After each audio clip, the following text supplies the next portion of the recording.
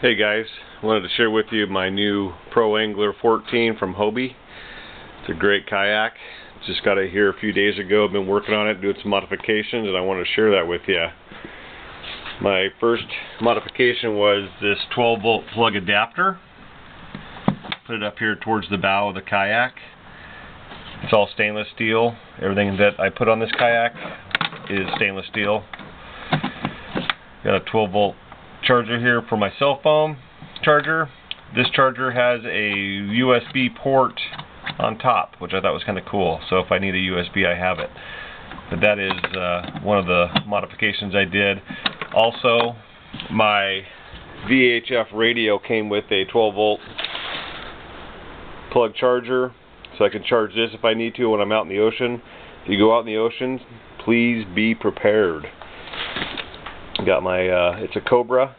It's a floating VHF radio, which is really nice. In case it does go overboard, it will float.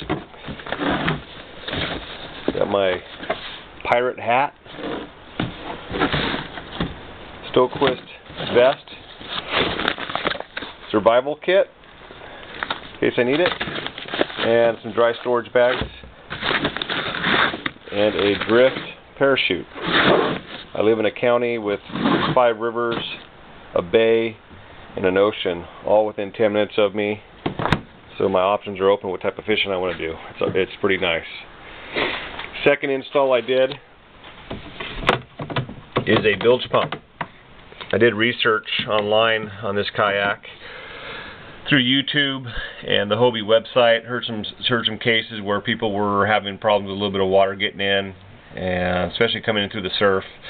So I installed a little Rule bilge pump, and it's R-U-L-E. It moves 360 gallons an hour.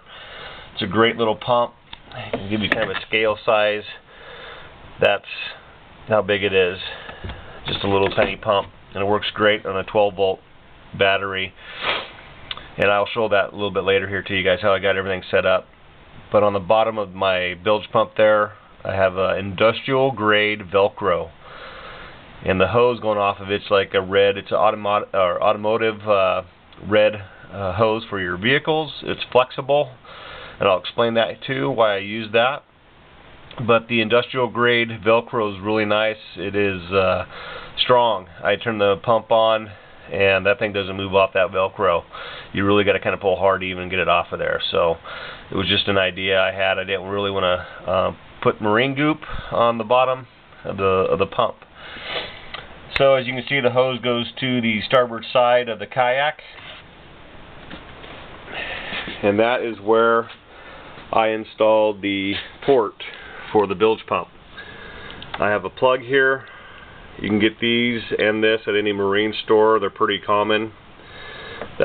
This plug goes right in, right next to my seat here, the Advantage seating, which is really cool, like it. But I can just reach from my seat there, unplug, pull, and this 80-pound test fishing line is attached to it to keep it with me. So this was pretty difficult. Not really difficult, I guess, more patience than time. It was a hard reach. I had to access it from the back hatch to here. I wanted to install it here. I looked all over the kayak where to put this thing. I saw some videos, didn't really like where they had it.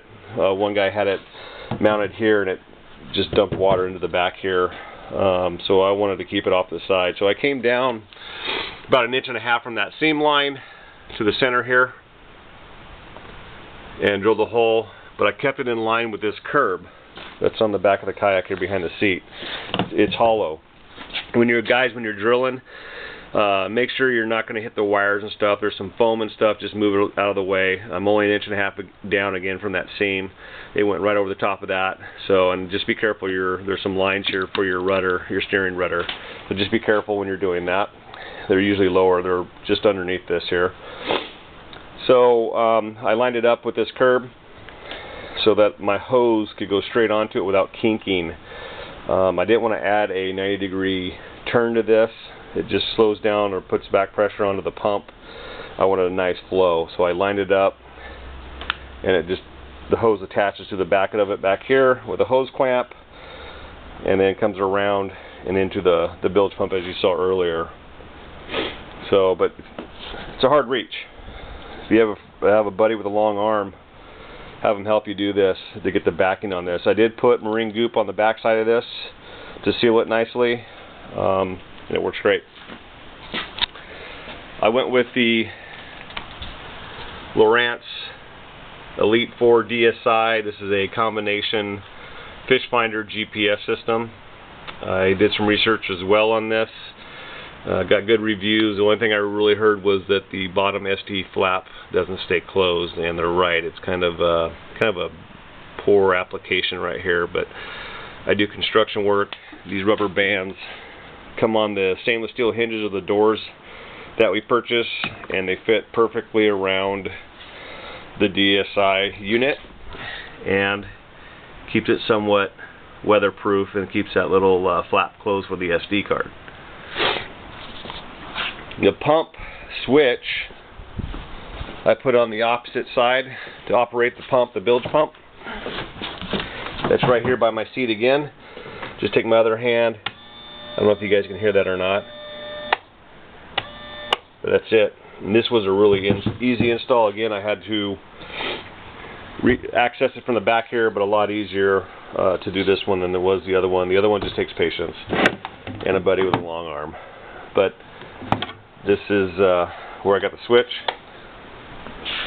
Went with the Scotty mounts on the accessory boards here. These are really nice. Put the Scotty rail mount here on this side of the kayak. I want to see how that works out. The battery system I'm using, I saw this on YouTube. I think it was 30 miles out. Ty had a little video on it. And this is how I have my battery. I like the fact that you can just reach in, grab your battery, unplug it, and take it out to charge if you need to. The one thing I did different though was I put a splitter, a multiple splitter on the bottom side of this tub, and you can see the bolts here. I got stainless steel bolts and lock nuts on there. But that is the splitter. I can run multiple electronics on this. I can run up to 10 of them if I wanted to. Don't think I'll ever have 10 on there, but if I need it, I have it. And you can see the fuses. I have the fuses there. A lot of this equipment asks for inline fuses. Your GPS and fish finders ask for it, so this is an alternative, so I don't have to crawl back underneath into that kayak to get to those inline fuses. They're right here for me. And then I keep a tote that came with the kayak right here that has spare parts in it. Zip ties, batteries, extra fuses, electrical connections. And one thing I did do, guys, on the bottom of this, on this splitter here, is I put in this dielectric grease, and it's great for protecting and having good contact with all your electronics. I put it on everything, even on the wires on the back side of where those wires go into the clips. Just protects it from the salt air as long as you can. I worked on the ocean for 4 years, and electronics are always going to have a maintenance with it. So whatever you can do to protect it always helps. Installed the flag here with the light, mast light on it. It's my tote set up here. Collapsible cooler, gaff hook, fillet knife, floating fillet knife, and my lip grips. This will sit all back here. Fish club. This is the dielectric grease for all your electrical fittings. This is kind of like your shrink tubing for electrical. It's a liquid that you can brush on, and it seals all your electrical ends. Saw in some videos that you should have connectors to all your gear. I did take the time to purchase the Mirage Drive leash. These things are spendy. Don't want to be losing that. But some of these cords you're seeing here, some I purchased, the smaller ones I purchased, which I don't know if I have one available here. Here's one. These smaller ones I purchased, they're pretty cheap, they're not very long, and what I did was these other ones, the ones I need to reach around from the back of me to the front.